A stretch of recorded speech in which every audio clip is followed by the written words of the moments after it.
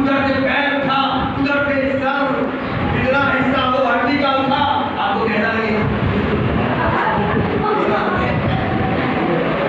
जैसे यहाँ मुस्कुरा रहे हो, ईमानदारी से बोलना, ऐसे ही मुस्कुरा रहे हो उस वक्त।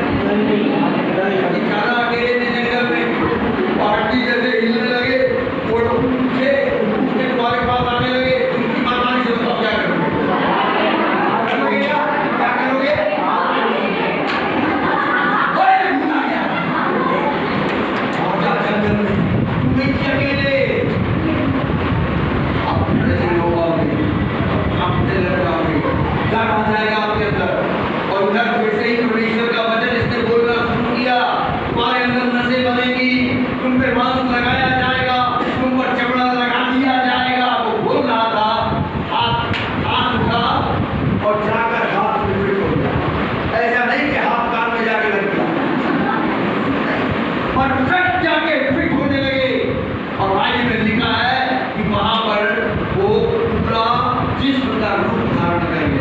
परमेश्वर के वचन के अनुसार एग्जैक्टली वहां पर वैसा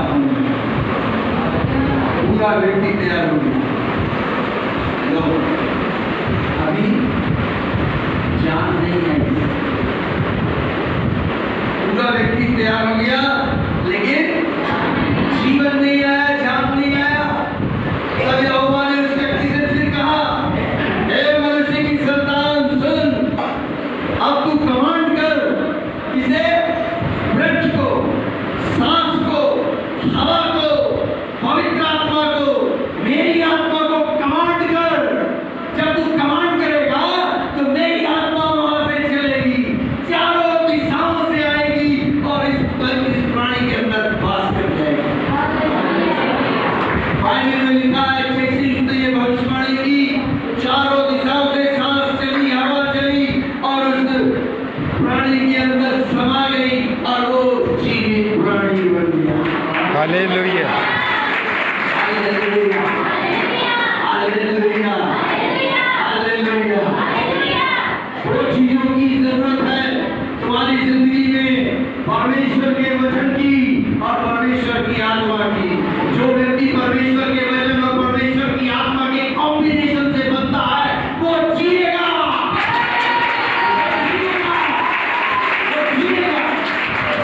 भाई रवि बोल रहा हूँ, इस फोटो को बहुत ज़्यादा शेयर कर दो, मेरा बेटा है यार, खो गया। इसे इतना प्लीज़ आपसे रिक्वेस्ट है, हाथ जोड़ के इसे इतना शेयर कर दो, इतना शेयर कर दो। आपका जितना भी ग्रुप है सब में उनसे भी कहना कि आगे शेयर कर दो, मेरा बेटा मिल जाए मुझे, ठीक है ना?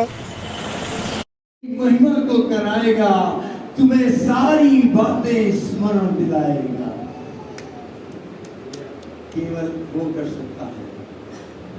तो आपको क्या मांगना है आज? चंगाई मांगना है? चंगाई चाहिए? बोलो ना, चंगाई चाहिए या ना? या चंगा करने वाला चाहिए? चंगा करने वाला। फैसला करो, क्या चाहिए? चंगा करने वाला। हो गया फैसला? तो उसे आने दो, तो फिर उसे आने दो। आज परमेश्वर के आत्मा के जीवन जल की नदी को बहने दो। प्रभु से कहो, प्रभु आज तेरे जीवन जल की नदी मुझ में बहने लगे, सारा अंतर का कचरा बाहर चला जाए, सब कुछ नया हो जाए। क्या ये करोगे? कितने लोग करना चाहते हो? उतने लोग अपनी जगह पर खड़े हो। उसकी मेहरबानी से हो गया। Hallelujah, hallelujah. सो कहने का मेरा मतलब क्या है? दो तरीके हैं। पहला तरीका, पुरानी बातें निकालनी पड़ेंगी। मैं चाहता हूं निकालना, लेकिन निकाल नहीं पाता हूं। मुझे एक व्यक्ति की जरूरत है जो मेरी मदद करे। सिंहासन पर उसे बैठना है, मुझे नहीं। मुझे उतरना पड़ेगा। मेरी नहीं, तेरी इच्छा पूरी हो। उसको बैठा। Answer is holy spirit. उत्तर है पवित्र आत्मा। अगर आप उसको अपना डायरेक्टर बना लें, अपना कस्टोडियन बना लें, अपने आप को उसके अधिकार में समर्पित कर दें, वो आपकी लाइफ को कंट्रोल करेगा, वो आपको चलाएगा, आपकी जिंदगी में सब कुछ नया कर देगा। Hallelujah, hallelujah. कितने लोग चाहते हैं कि ऐसा मेरे साथ हो जाए? कितने लोग चाहते हैं पवित्र आत्मा की नदी मेरे अंदर बहे, वो बहाव बहने लगे, मेरे अंदर का सारा कचरा बाहर निकल जाए, सारा क्रोध, लड़ाई झगड़ा, डाह, मतवालापन, लीला घृणा, आपकी लस्ट, लालसा, अभिलाषा, आपका घमंड, अनथैंकफुल हार्ट के हैं तो वो क्षमा नहीं कर सकते, वो कुल मिलाकर ये सब चीजें हटे और प्रभु आप विराजमान हो, ताकि आपका चरित्र मेरे अंदर से दिखाई दे, आपका स्वभाव मेरे अंदर से प्रकट हो, जहां मैं जाऊं आपका नेचर प्रकट हो, आपका कैरेक्टर प्रकट हो, आपका स्वरूप दिखे, लोग जब मुझे देखें मसीह मुझ में नजर आए। एक तरफ वचन है और एक तरफ होली स्पिरिट। बहुत फेमस वर्ड है जो दाऊद ने अपनी पुस्तक में लिखा है, भजन 119 के 105 में। किसी को याद है? बगैर बाइबल देखे कोई बोल सकता है? तेरा वचन मेरे पांव के लिए दीपक है, मार्ग के लिए। इसका मतलब क्या हो गया? वचन की लाइट लगी हुई है, लाइट पड़ रही है, आपको सब दिखाई दे रहा है, कहाँ गड्ढा है, कहाँ कीड़ा है, कहाँ कांटे हैं। वचन के अंदर रोशनी है और आप उस रोशनी को देखकर चलते हैं, यही अर्थ है ना? अब सुनो मेरी बात, आप चौराहे पे पहुंच गए, एक रास्ता इधर जा रहा है, हेलो, एक रास्ता इधर जा रहा है, एक रास्ता सामने जा रहा है, उजियारा पड़ रहा है, कहाँ मुड़ना है? सब तरफ लाइट पड़ रही है, कहाँ मुड़ना है? कैसे पता चलेगा? वहां आपको एक व्यक्ति की जरूरत पड़ेगी, मैं ठीक कह रहा हूँ, जो आपका मार्गदर्शन करे। उस व्यक्ति का नाम है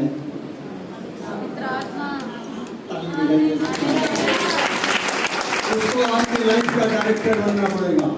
आपके पास वर्ड ऑफ गॉड है but no holy spirit, purpose solve नहीं होगा। उसको अपनी जिंदगी का डायरेक्टर बना लो, उसको प्रभुता दे दो, उसको रोज कहो मेरी लाइफ पर तू कब्जा कर ले, control my spirit soul body, control my thoughts, even yield himself, अपने आप को, अपनी फीलिंग्स, इमोशंस को हैंड ओवर कर दो। ये अर्न नहीं किया जा सकता। आप सोचेंगे कि मैं सुबह उठ के प्रार्थना करूंगा, उपवास रखूंगा 40 दिन का, मुझे मिल जाएगा, ये आपके कर्म कांड से नहीं होगा। किसको बैठना है? जो बैठेगा उसकी चलेगी। कहने का अर्थ मेरा क्या है? क्या आप अपने सारे निर्णय आप खुद लेते हो या उसको महत्व देते हो? क्या आप अपने परिवार में प्रभु का सिंहासन लगाएंगे? हेलो, क्या आप अपने जिंदगी में प्रभु को वो दर्जा देंगे, सिंहासन पर उसे बैठाएंगे? आपको मालूम, आपका प्रभु, मेरा प्रभु स्वर्ग में पिता के दाहिने विराजमान है सिंहासन पर। सेम टाइम वो आपके हृदय में विराजमान है। धरती उसके पांव की चौकी है। मुझे यहीं पर उसकी वंदना करनी है, उसके आगे झुकना है, उसे प्रणाम करना है, उस पुनरुत्थित प्रभु यीशु की आराधना करनी है। मेरे हृदय में कौन राज कर रहा है? संसार, संसार की चीजें। बाइबल कहती है 1 जॉन 2 चैप्टर 15, 16, 17, अगर संसार की बातें आपके अंदर हैं तो मुझे माफ करना, आप नाश हो जाएंगे। संसार में 3 चीजें पाई जाती हैं, आंखों की अभिलाषा, शरीर की अभिलाषा, जीविका का घमंड। इन्हीं 3 चीजों से पाप होता है। अदम की वाटिका में भी इन्हीं 3 से हुआ था। बाइबल कहती है जिस किसी के अंदर संसार है वो नाश हो जाएगा। चेक करें, पवित्र आत्मा आपको मौका देता है, आपके हृदय में चेक करें किसका कब्जा है। Who is the director of your life? आपका डायरेक्टर होली स्पिरिट को होना है। अरे थक गया मेरा हाथ यार, कोई तो कहते हैं मेरी बात समझ में आ। परिवार में और चल किसकी रही है? माँ बाप मजबूर हो जाते हैं कमजोरी की वजह से, बच्चों की चलती है। बच्चा जो कहेगा वही बनेगा घर में। मम्मी मैगी खानी है, पापा का मूड है चिकन खाने, चलेगी किसकी?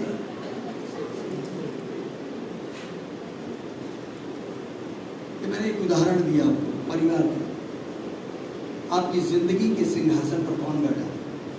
ये बहुत बड़ा सवाल है। क्या आपका आई बैठा है? आप खुद बैठे हैं?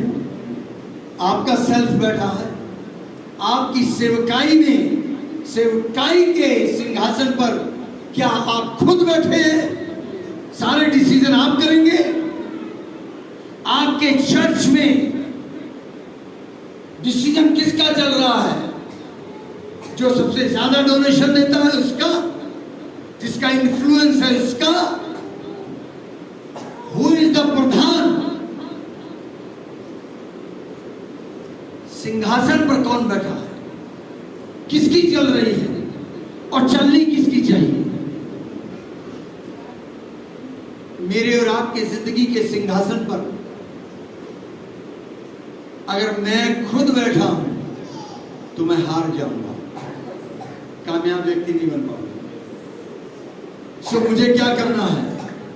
अपने हृदय रूपी सिंहासन, अपने जीवन के सिंहासन, अपने परिवार के सिंहासन, अपनी सेवकाई के सिंहासन से मुझे उतरना है और जिसकी प्रभुता होनी है उसको उस पर विराजमान करना है। आप आराधना करते हैं, परमेश्वर स्तुति के सिंहासन को सजाता है। बाइबल कहती है स्तुति के सिंहासन पर वो आकर बैठता है। आपकी आराधना के सिंहासन पर कौन बैठा है? सिंहासन देखा है? आपने थ्रोन देखा है? कभी किसी ने सिंहासन देखा है? सिंहासन पर कौन बैठता है? अरे कुछ तो बोलो बाबा।